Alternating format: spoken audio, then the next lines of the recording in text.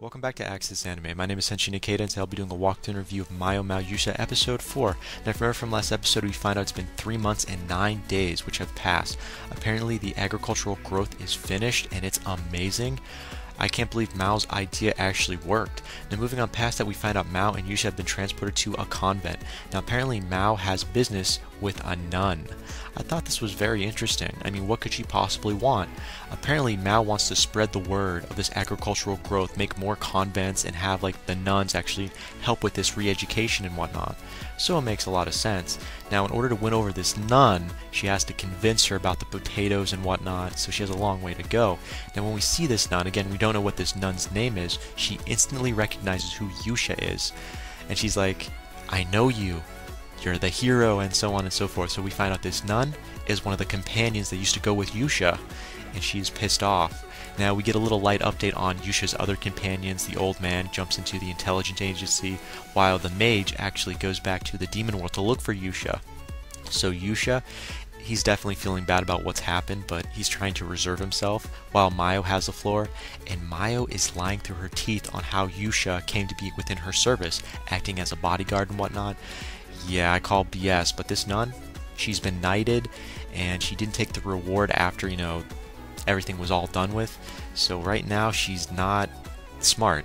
This nun is stupid. In fact, in order for her to say yes to Mao, she wants to actually see this finished convent idea that Mao presents to her, saying, when you have your first convent finished, I want to see it. Yuusha was kind of hesitant, but them the breaks. So it's agreed upon. And moving on past that, toward the end of the episode, we find out Yuusha is being given the Demon King armor by Mao in order for him to go back to the demon world to find, I'm assuming, to find his former companion, which is the mage, which went to the demon world to look for him. At the same time, I believe Mao wants Yuusha to also knock some sense in some of the demons that are still lingering around, because apparently, technically, the Demon King has been wounded and hasn't been seen for a while, so she wants him to put on the armor to kind of scare them at the same time. So it's a win-win situation. And again, that's where the episode ends. And I'll hold my final thoughts and rating at the end of the clip, so stay tuned. But let's dive right on in. So we open up this episode with Mao, and she's getting dressed for some random occasion by her maids, and she receives a love letter, and it's not from Yuusha. We don't know who it's from, but that's where we open up with. Now, moving on past that, we are taken to a different scene with Mao, and Mao is basically telling everyone that Yuusha is on a business trip. Okay, they're not that dense, they're not that stupid, but that's what she's telling everyone. Now, moving on past that, we find out the nun is finally here. I mean, the convent is finally up, and the nun is here, and she's pissed because Yuusha is nowhere to be found. I mean, is he really on a business trip? Hell no. Does she really believe that? Oh, we don't know, but it looks it, because apparently she buys that lie, and she actually starts helping the local nobility out with their hand-to-hand combat and whatnot. So she's trying to keep busy until Yuusha returns. So I can't wait to see what's going to happen once he does return. So we are taken to a different scene with Mao, and she's actually meeting up with the Alliance merchants. Hopefully Yuusha is going to be returning before that, but it doesn't look likely. So moving on past that to a different scene with the Alliance merchants. Now they actually have a plan B in case the meeting goes sour. So if the meeting does not go in their favor, they've got a backup plan. Not exactly a really smart one in my opinion, but I mean, this is the Demon King we're talking about.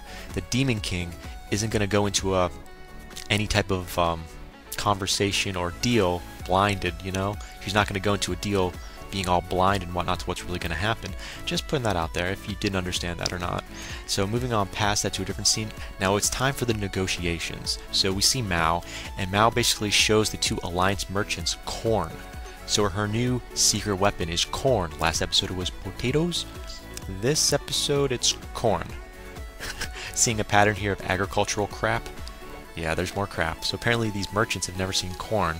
So I just thought that was worth mentioning. Now apparently, Mao starts to talk about the large-scale harvest operation she wants to start. And Mao only wants to end the war as like compensation. Like she doesn't want to be paid, she just wants to end the war. And all I can say is one of these Alliance merchants says it's impossible, that can't happen. It's not going to happen, he doesn't see it happening. And I was kind of like, really? Come on, anything can happen, it's the Demon King. Oh wait, that's right, you don't know it's a Demon King. I mean, seriously? So moving on past that, we do see one of the other merchants from the Alliance merchants. He's actually signaling, that's right, he is signaling with sign language to the assassins outside. So these merchants had assassins outside. Now the Demon King, which is Mao, she had her ghosts set outside just in case something were going to happen. So she was prepped for this. Now, of course, we are taken to a different scene with Mao, and she's trying to explain to everyone that, well, there's nothing really to gain in general for not doing this. There's everything to gain if you do this. I mean, it's a win-win situation. And again, that dumbass laughs again. You have this guy, he starts laughing because he doesn't really believe this. And then Mao actually says, you know, the second strongest bond is between heaven and earth. And that does kind of move everyone. And she also brings up she values contracts. And these are merchants. Okay, these guys, these are merchants. And you start saying you value contracts. Well, hello, now we're speaking English here. Contracts is what being a merchant is all about. And they basically signal off the assassins to go away. This deal is now in our favor. So I was like, way to go, Mao. Way to go. You finally, I see the diplomacy working in your favor with these merchants. It's working. Now, apparently, as the merchants from this alliance group walk out, one of these guys turns around and proposes to Mao randomly. Because he actually asked her, well, what's the first bond you were talking about? You told us about your second bond, which means a lot to you. What's your first bond? And Mao says, love. He laughs, kind of like snickers, but he proposes to Mao? Come on. Man, you're setting yourself up there. But that's all I got to say about that. So we are taken to a different scene with a king. Now we don't know from what country, but we see this king, and apparently he wants to end the war and help the convents. So whatever Mao is doing, it's working, because so far we see one of the nobility, this king, actually start to agree with what she's doing. At least that's what it looks like. So we are taking to a different scene with Mao, and apparently Yuusha has still not returned. He's a no-show, but she's been receiving letters from him. One of these letters from Yuusha basically said he saved the fairies. Another one said he battled with the dragon archduke, and then this archduke actually likes him and wants to offer his daughter for hand in marriage to him. Okay, I call literally BS, because that, come on, it's Yuusha. Nothing comes that easy. So you can tell that's probably a lie. So we are taken to a different scene. Now apparently it's also been leaked out that he found, well, not found so much, it's been rumored that the mage he's looking for, his companion, apparently has been sighted at the outer library. Now that actually sounds more believable, yet somehow he's still yet to find her. So, you know, so sad, too bad. Now we are taken to a different scene with one of the maids. Now this maid actually finds Yuusha in like this little box seat off to the side in one of the rooms, and she's giving him tea. And it's kind of funny because Yuusha has been hiding. He hasn't gone anywhere. He hasn't transported anywhere technically. Well, I mean, he probably has, and we see what he's actually been doing, but he's been lying to what's been actually been told to Mao in general. So everything he's been writing to Mao has been somewhat of a lie. So he hasn't been doing anything. So apparently Yuusha is just scared emotionally of Mao, and he also feels he would, I mean, what is there to offer? What can he do to Mao? Mao has her own little thing she's doing, and Yuusha just feels useless, like he can't do anything. He can't provide anything. I mean, he's the hero. He slays people. That's what he does. He doesn't know agriculture. He's not educated in that fashion, so he doesn't know what to do.